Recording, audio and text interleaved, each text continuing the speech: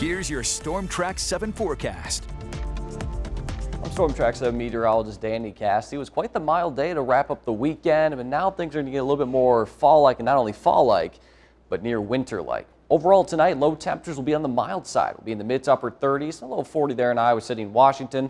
We'll have overcast skies and maybe a light drizzle, but none of that will stick to the roads with temperatures above freezing and an easterly wind shifting to the northwest at 5 to 15. And that northwest flow is going to be the start of some cooler air upcoming this week, and you notice the winds are not only going to shift to the northwest but also pick up in intensity.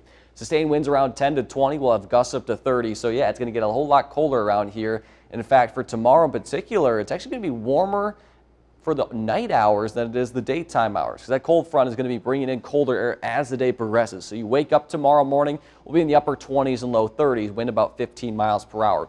As we go throughout the day, it's going to get even colder. So on your drive home from work, it's going to be feeling like the teens and could feel like the single digits late overnight tomorrow into early Tuesday. So yeah, that winter-like feel is going to be back. So make sure to bundle up and maybe crank up that heat in the car and as well as in your homes. So in terms of actually any accumulation of precipitation, there's not going to be much. As I mentioned, there could be a light drizzle. You're seeing all this green kind of pop up.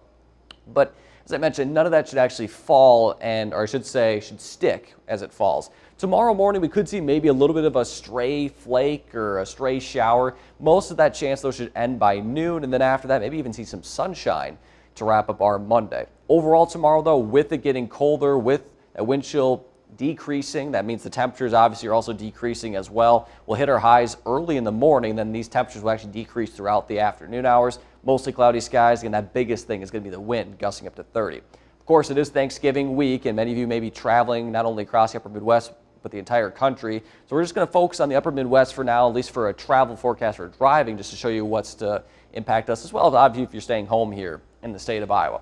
Tuesday should be no big deal. We're going to have some sunshine, maybe a little bit of cloud cover late, but that's about it. We've been watching this system that's going to be originating from the Rocky Mountains and moving eastward. For the most part, it's been trending that it's going to be to the south of us along the Iowa-Missouri border and south in Missouri and southern Illinois.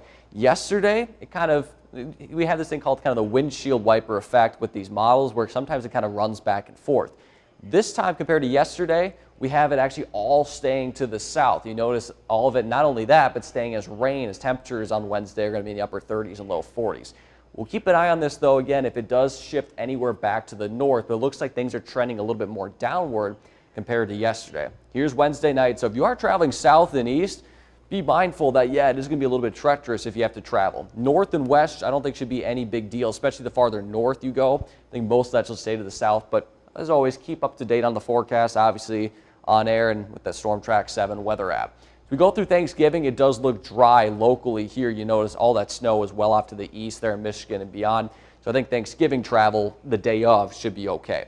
Black Friday shopping, maybe we'll see some sunshine and things are going to be okay. It's Saturday that we could see a quick clipper system coming in. We've seen this kind of the past couple of days, and we'll see. Things can always change, but a quick hitting clipper system could move through, give us maybe a little bit of snowfall, and that'll be out quickly late Saturday night into early Sunday. Obviously, way too early to tell for snowfall totals on any of this, but as I mentioned, Saturday we'll have that clipper chance. For now, Wednesday looks dry, but we'll have to keep an eye on things as we get closer. So, with that being said, your city-by-city forecast for Waterloo, Dubuque, Cedar Rapids, and Iowa City. And right now, I still have it in there as a 20% chance because of how much it's been changing over the past couple of days. But keep in mind, things have been trending downward since yesterday, and this is something that will be kind of fluid as we get closer to Wednesday. Beyond Wednesday, Thanksgiving does look dry, but the bigger story is going to be the cooler air. So we'll be in the upper 30s and maybe low 40s through Wednesday.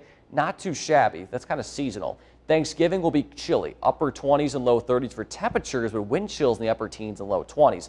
Black Friday is going to be even colder. Northwest wind 10 to 15, so that means wind chills are going to be in the low to mid teens.